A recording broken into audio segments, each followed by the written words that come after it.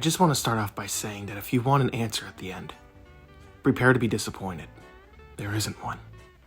I was an intern at Nickelodeon Studios for a year in 2005 for my degree in animation. It wasn't paid, of course. Most internships aren't, but it did have perk beyond education. To adults, it might not seem like a big one, but most kids at the time would go crazy over it. Since I worked directly with the editors and animators, I got to view new episodes days before they aired. I'll get right to it without giving too many unnecessary details. They had very recently made the SpongeBob movie. The entire staff was somewhat sapped of creativity, so it took them longer to start up the season, but the delay lasted longer for more upsetting reasons. There was a problem with the Series 4 premiere that set everyone and everything back several months. Me and two other interns who were in the editing room along with the lead animators and sound editors for the final cut of an episode. We received the copy that was supposed to be Fear of a Krabby Patty and gathered around the screen to watch. Now, given that the final cut isn't final yet, animators often put up a mock title card at the beginning.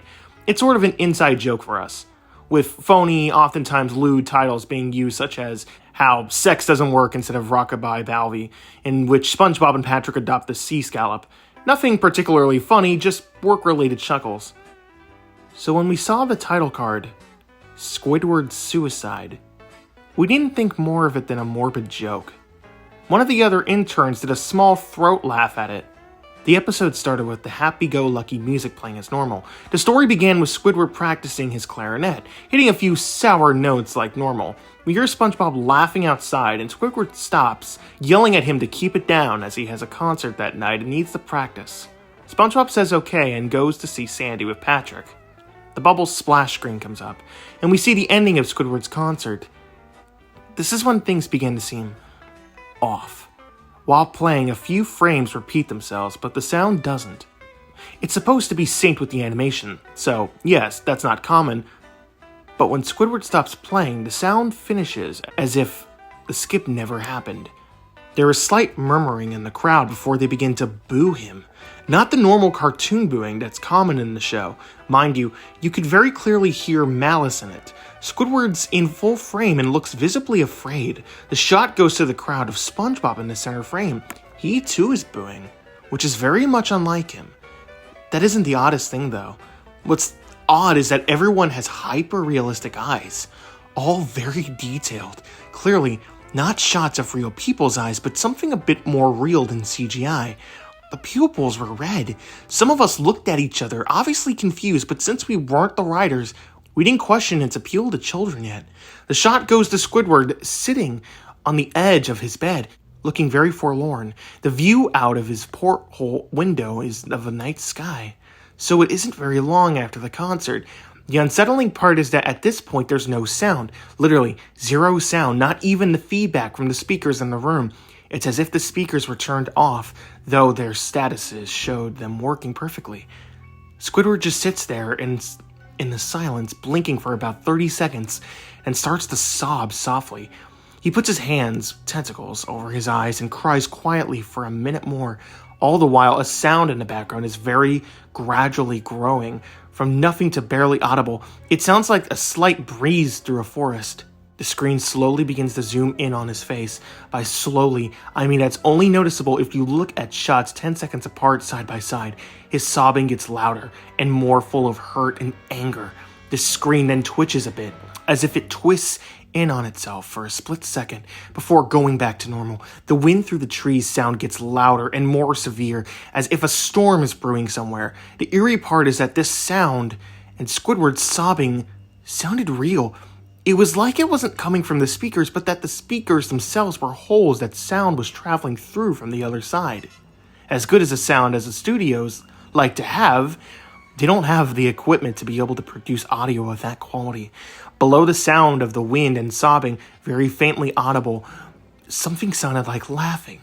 It came at odd intervals and never lasted more than a second, so you had a hard time pinning it. We watched this episode twice, so pardon me if things sound too specific, but I've had time to think about them. After 30 seconds of this, the screen blurred and twitched violently, and something flashed over it, as if a single frame was replaced. The lead animation editor paused and rewound frame by frame. And what we saw was horrible. It was a still photo of a dead child. He couldn't have been more than 6. His face was mangled and bloodied, one eye dangling over it, popped. He was naked down to his underwear, his stomach crudely cut open and his entrails splayed out beside him. He was laying on some pavement that was probably a road. The most upsetting part was that there was a shadow of the photographer, but no crime tape, evidence tags, or markers, and the angle was completely off for a shot designed to be evidence. It would seem they were the person responsible for the child's death. We were, of course, mortified, but pressed on, hoping that this was just a sick joke. The screen flipped back to Squidward, still sobbing louder than before, half of his body in the frame. There was now what appeared to be blood running down his face from his eyes. The blood was also done in a hyper-realistic style that SpongeBob is usually known for, looking as if you'd get it on your fingers if you touched the screen. The wind sounded now as if it were that of a gale blowing through the forest. There were even snapping sounds like of branches, the laughing, a deep baritone lasting for longer intervals and came more frequently. After about 20 seconds, the screen again twisted and showed a single frame photo. The editor was reluctant to go back. We all were. But he knew he had to. This time the photo appeared to be of a little girl, no older than the first child. She was laying on her stomach, her barrettes in a pool of blood next to her. Her left eye was damaged in the same way as the boy, and she was naked, except for her underpants. Her entrails were piled on top of her above another crude cut along her back. Again, the body was on the street and the photographer's shadow was visible, very similar in size and shape to the first. I had to choke back vomit, and one intern, the only female in the room, ran out. The show resumed. About 5 seconds after the second photo played, Squidward went silent. All sound cut out, like it did when the scene started. He put down his tentacles, and his eyes were now done in hyper-realism like the others were at the beginning of the episode. They were bleeding, bloodshot, and pulsating. He just stared at the screen as if watching the viewer.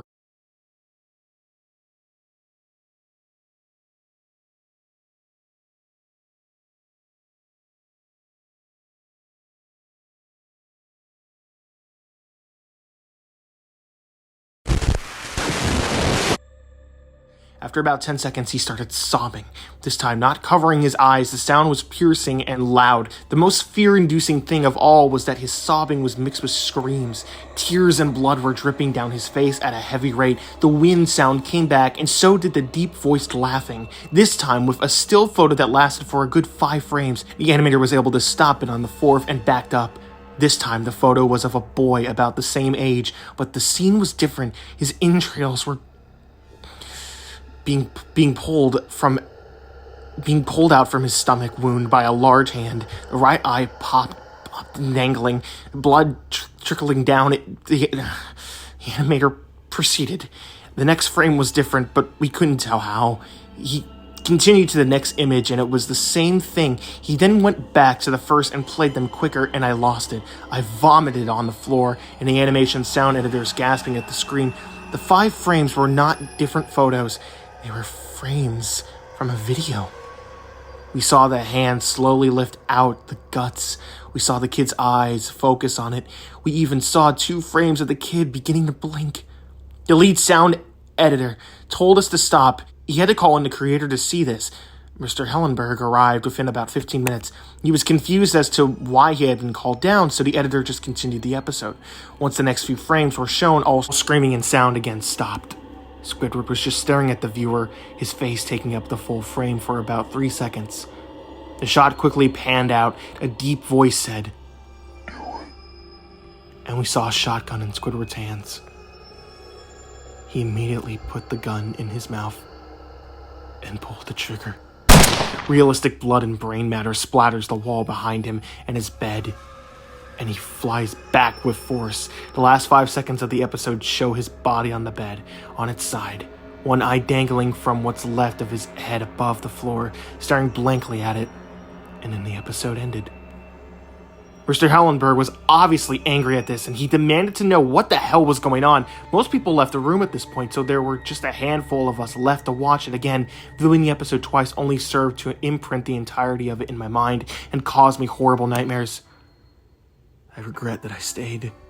The only theory we could think of was that the file had been edited by someone in the chain from the drawing studio to here. The CTO was called in to find out when it had happened. Analysis of the file did show it was mixed with new material. However, the timestamp of the change was a mere 24 seconds before we began doing it.